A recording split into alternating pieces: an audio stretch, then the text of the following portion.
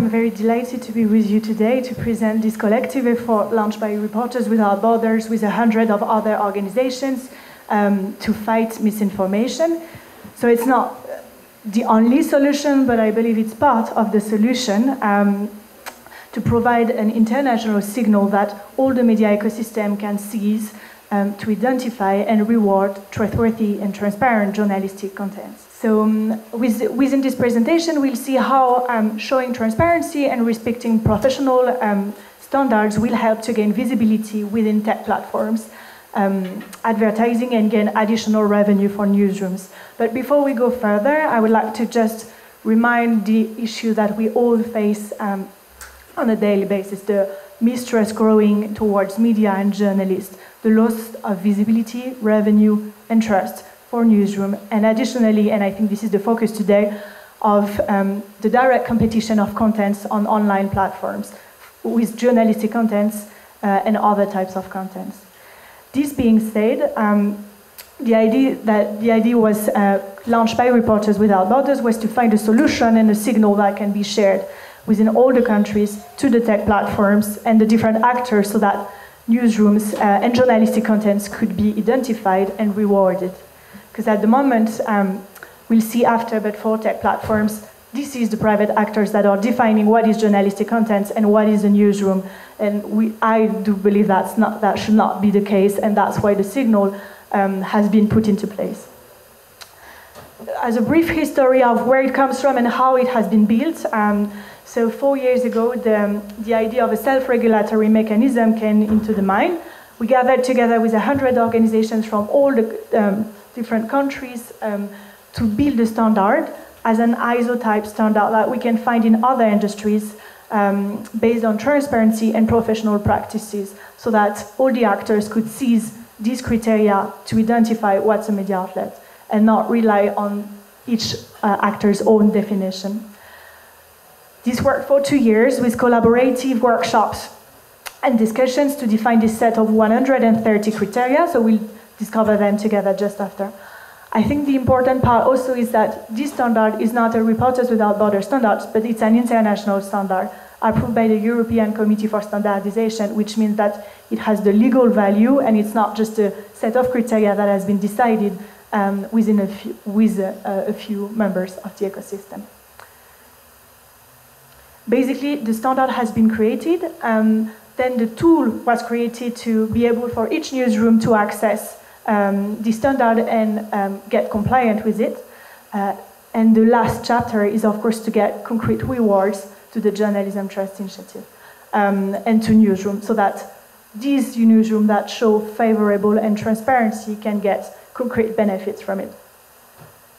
Before we go further, because sometimes we have some questions or worries about about self-regulatory, it can be quite scary at some point.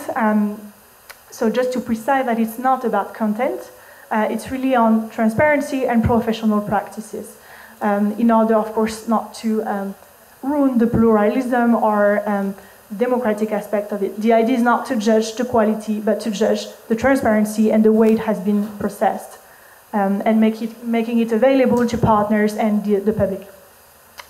And obviously, it's not replacing existing codes or existing practices. It's an additional level layer that is coming on an international scale, and I think this is an important element for the negotiation that we're leading afterwards with the platforms. So all this exercise, why? The first step and the first battle that we have is with the tech platforms to make sure that journalistic content get favored and rewarded compared to other types of content, the content I can share as citizens or advertising content. So we have this signal that can be shared with tech actors. As I was saying, at the moment, platforms are deciding by themselves what's journalistic content, what can be moderated, what not. And so to have an independent signal shared internationally and built from actors of the ecosystem was the key here. So we're very glad that Microsoft has done the first move. since September, they announced that they would include the dataset of JTI Media, Journalism Trust Initiative media outlets, which means that the media outlets that are passing through the exercise are now getting favored in the algorithm indexation on Bing, LinkedIn, and then other services of Microsoft on the short term. So I think it's a kind of a historical moment to have independent ingredients included in the algorithm. Because at the moment, within algorithm, there is no integrity factor. It's like very blurry, we don't know what's inside, and it's in the own end of private actors. So really that's the goal of all this initiative, to have this integrity factor that can be included within. Of course, Microsoft didn't come to us and say, oh, we love what you do, please give us your data set and we'll include it in our product. So we had to go through, there were several steps. We first presented the project, various discussions. I'm talking a lot about Microsoft because they're the first major platform to include the data set, but of course we have conversations with other major platforms and regional ones also. So we had to have conversations, discuss a lot. That was not concluding. So we had to go through another mechanism, which is regulation. So at the EU level, two texts were very favorable and helping the work that we are doing with the Journalism Trust Initiative. So the first one is the European Media Freedom Act that got approved recently, and that is including Journalism Trust Initiative and directly quoting the tool as a way for platforms to identify media outlets and delete the arbitrary moderation that can be done by these private actors to have a clear and internationally shared definition of media outlets.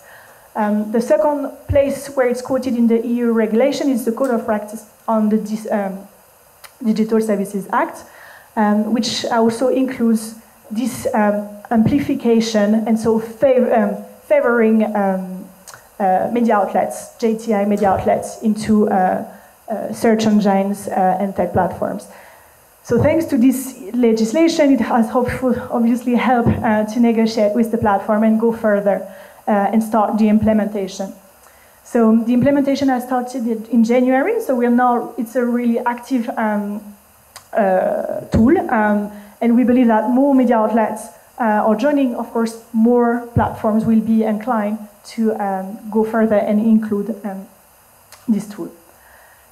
The main goal was to fight this idea of that private actors are deciding themselves what's good, what's not, and also to give back the power to citizens that they can access trustworthy and transparent news sources and be able to select with all the information in mind which type of news sources they'd like to source.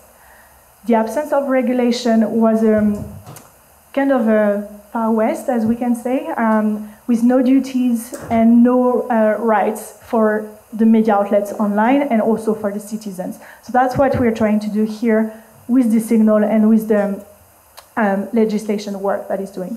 So this is at the EU level. Now the implementation is on the national level, and we have demands from other, let's say, countries to implement this type of law. Now that this is at the EU level, there could be options to enlarge it and make it available on the international scale. I would be happy to take all the questions on the regulation, because I know it's kind of a detailed part. Maybe we can go on how does it work, because that's the main goal and the global picture, but concretely for a newsroom, what can be done. So the first step is the self-evaluation. So you can check the tool and the platform here. It's basically the standard of 130 criteria that has been converted into an evaluation platform. So it's obviously free, accessible to everyone, every type of newsroom. So it's really focusing on newsroom and not individual journalists, because the criteria are not matching the individual journalist work. If we go and check, it's basically on two pillars: who you are and how you work, to be able to make it transparent to the public and to the partners. So who you are, you'll answer some questions about the ownership, the management, contact of the newsrooms, how your audience can communicate with you. Thank you.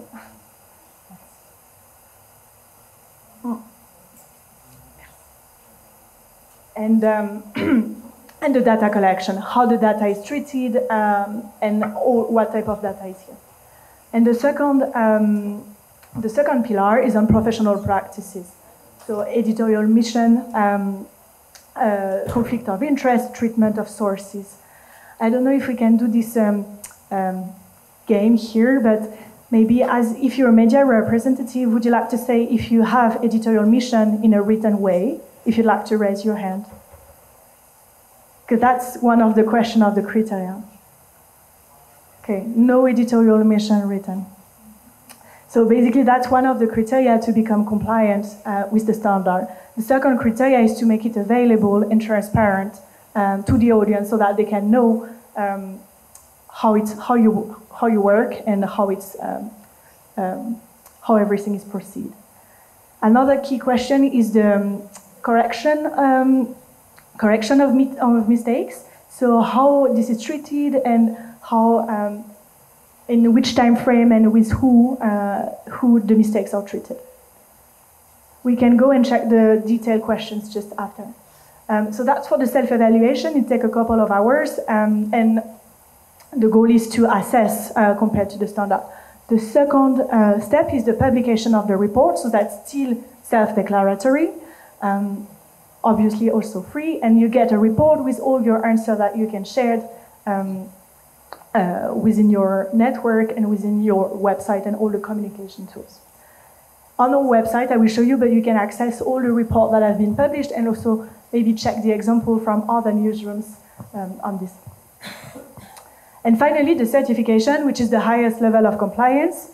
And this is because all this was self-declaratory, but then there is a need for a final confirmation and independent verification to make sure that the declarations are true. So that's the independent phase, the independent audit phase. So we work with 10 certifiers across the world that come and check in the newsroom if the declarations are true by interviewing journalists, interviewing managements, and also checking the documents like organization charts, editorial guidelines, and this type of elements. Once you get the certification, it's valid for 2 years, and this is where you can get started to be rewarded within the tech platform that we are negotiating. Before we get further, I just would like to precise 2 other battles that we have. The tech platforms is the first one. The second one is advertising revenue, because we think that these advertising revenue should be driven to transparent and trustworthy actors.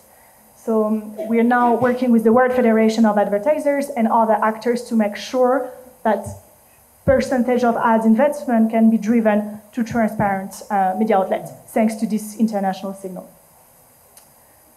We are also working with specific donors that include JTI as a criteria to support media outlets. So it's a signal that can really be used within all the actors of the ecosystem. To get a sense of where we are and who's involved, so there's 1,700 media involved in 85 countries. So it's not just a French initiative or a Northern initiative, but it's really spread across the world. And that's also why working with regional platforms is a key mission. So you can see here examples, and I can, of course, discuss after the different actors that are involved. I wanted to quote some media outlets that are involved. For example, in Moldova, we have 10 media outlets that have done the process and published the report. Ziarul de Garda was the first one. I don't know if you know some of them from the Moldovan media landscape. In Georgia, 15 media are involved, and Publica is the first one having published the report and getting this transparent exercise. And finally, we can discuss the Armenian landscape after. About 15 actors, media outlets are involved in the process, but the certification level is not here yet, so the confidentiality is stayed because it comes from the certification level. And finally, we had a specific program for Ukrainian media outlets where about 100 Ukrainian newsrooms got through the exercise. thanks to a collaboration with NewsGuard that pre-identified the newsroom and pre-filled the evaluation, because it can take a couple of hours for a newsroom, so there's also this possibility to pre-fill this evaluation and then for the newsroom to check to facilitate access to the certification. So basically that's where we are, who's involved, and the last chapter that we'll have, so it's still the beginning of the project, even if it's 3 years that we've been building the standard and getting media on board. The final chapter would be to get citizens on board and make it available as a compass for citizens to identify transparent news sources and be able to choose with all the information the news sources, knowing who's behind and knowing how the information is treated.